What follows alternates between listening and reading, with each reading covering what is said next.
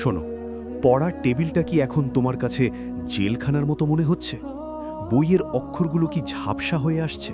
আর মাথার ভেতর একটা তীব্র যন্ত্রণা হচ্ছে যে আমাকে দিয়ে বোধহয় কিচ্ছু হবে না। এই যে একটা দীর্ঘ শ্বাস বুক চিরে বেরিয়ে আসছে, এটা শুধু তোমার একার নয়। আমাদের দেশের হাজার হাজার শিক্ষার্থী প্রতিদিন এই একই লড়াই লড়ে। বাস্তবতা হলো, আমরা সবাই সফল হতে চাই, কিন্তু মনোযোগের ওই লোহার শিকলটা ভাঙতে পারি না। আজ আমি তোমার সাথে কোনো বড় বড় তাত্ত্বিক কথা বলতে আসিনি। আজ আমি তোমার সেই বন্ধুর মতো কথা বলবো যে তোমার মনের ভেতরের ক্ষতগুলো চেনে। পড়াশোনায় মন বসানোর 5টি সহজ উপায় আমি তোমাকে বলবো, যা তোমার ভেতরের ঘুমিয়ে থাকা জেদটাকে জাগিয়ে তুলবে। আর 5 নম্বর উপায়টা না জানলে তোমার বাকি সব পরিশ্রমই বৃথা যাবে, কারণ ওটাই হলো আসল লড়াই। প্রথমেই যে কাজটা করতে হবে সেটা হলো পড়ার আগে নিজেকে একটা শান্ত জায়গায় নিয়ে যাওয়া। আয়নার সামনে দাঁড়িয়ে নিজের চোখের দিকে তাকাও। নিজেকে প্রশ্ন করো, আমি কি সারা জীবন এই অভাব, এই অবহেলা আর এই পেছনের সারিতেই পড়ে থাকব? যদি উত্তর হয় না, তবে ওই জেদটাকে পড়ার টেবিলে নিয়ে এসো। পড়াশোনা করার জন্য বড় কোনো মোটিভেশনের দরকার নেই। তোমার পরিবারের অভাব আর তোমার বাবা মায়ের মলিন মুখটাই তোমার জন্য সবচেয়ে বড় মোটিভেশন হওয়া উচিত। ওপরওয়ালা তোমাকে মেধা দিয়েছেন, কিন্তু সেই মেধাকে ঘষে মেজে উজ্জ্বল করার দায়িত্ব তোমার। পড়ার আগে 5 মিনিট চোখ বন্ধ করে সেই দিনটার কথা ভাবো, যেদিন তোমার সাফল্যের খবর শুনে তোমার মায়ের চোখে আনন্দের জল আসবে। সেই আবেগটাকে পুঁজি করে বইটা খোলো। দেখবে মন আর এদিক সেদিক পালাবে না। দ্বিতীয় উপায়টা হলো তোমার হাতের ওই ক্ষুদে দানবটা, তোমার স্মার্টফোন। আমরা ভাবি মাত্র কয়েক সেকেন্ডের জন্য একটা মেসেজ দেখব, কিন্তু বাস্তবতা হলো ওই একটা নোটিফিকেশন তোমার মনোযোগের সুতোটা ছিঁড়ে দেয়। একবার সুতো ছিঁড়ে গেলে সেটা জোড়া লাগাতে মনের আরও 20 মিনিট সময় লাগে। এই 21 দিন নিজেকে একটা কঠিন শাসনের ভেতর রাখো। যখন পড়তে বসবে, ফোনটা পাশের ঘরে বা আলমারির ভেতরে তালাবদ্ধ করে রাখো। দুনিয়া উল্টে গেলেও ওই ফোন তুমি স্পর্শ করবে না। বিশ্বাস করো, ডিজিটাল এই আসক্তি থেকে মুক্তি না পেলে তুমি কোনোদিন তোমার আসল মেধার দেখা পাবে না। প্রকৃতি তোমাকে অসীম ক্ষমতা দিয়েছে, সেটাকে একটা ছোট স্ক্রিনের ভেতর বন্দি করে রেখো না। তৃতীয়ত, পড়াশোনাকে কখনোই পাহাড় সমান মনে করবে না।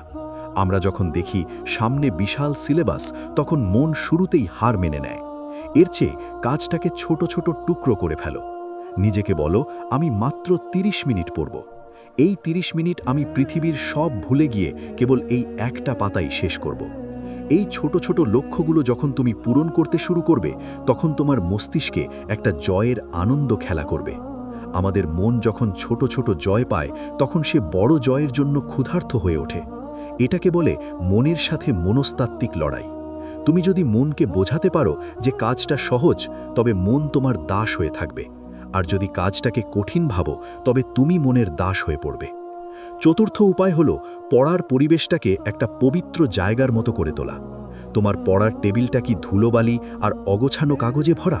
তবে জেনো, তোমার চিন্তাও অগোছালো হয়ে যাবে। জায়গাটা পরিষ্কার করো, অগোছালো বইগুলো গুছিয়ে রাখো। সেখানে শুধু সেই বইটাই থাকবে যা তুমি এখন পড়বে।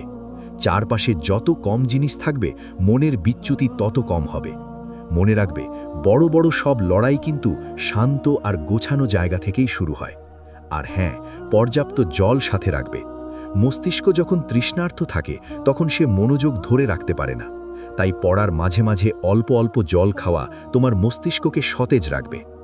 সবশেষে সেই 5 নম্বর উপায়, বিছানায় শুয়ে পড়ার মরণ ফাঁদ থেকে বেরিয়ে আসো। বিছানা হলো আরাম আর ঘুমের জন্য।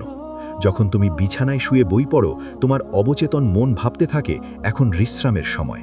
ফলে তোমার অজান্তেই তোমার চোখের পাতা ভারী হয়ে আসে, মনোযোগ চলে যায় আলস্যের দিকে। মেরুদণ্ড সোজা করে চেয়ারে বসো। তোমার শরীরের ভঙ্গি বা পশ্চার তোমার মনকে একটা সংকেত পাঠায় যে তুমি এখন কোনো একটা গুরুত্বপূর্ণ মিশনে আছো। লড়াইটা সহজ নয়, কিন্তু তুমি যদি শক্ত হয়ে বসতে পারো, তবে অর্ধেক জয় ওখানেই হয়ে যাবে। আলস্য হলো সফলতার সবচেয়ে বড় দেওয়াল। এই দেওয়ালটা তোমাকে ভাঙতেই হবে। পড়াশোনাকে শাস্তি মনে করো না, একে ভাগ্য বদলানোর চাবিকাঠি মনে করো। আজকে যখন তোমার বন্ধুরা আড্ডা দিচ্ছে বা সোশ্যাল মিডিয়ায় সময় নষ্ট করছে, তখন তোমার এই একালী লড়াই তোমাকে তাদের থেকে বহুগুণ এগিয়ে দিচ্ছে। মেনে নাও যে শুরুতে একটু কষ্ট হবে, মন বারবার বিদ্রোহ করবে, কিন্তু তুমি তো সাধারণ কেউ নও। তোমার ভেতরে সেই বিধাতার দেওয়া অমিত তেজ আছে। নিজের ওপর বিশ্বাস রাখো যে তুমি পারবে।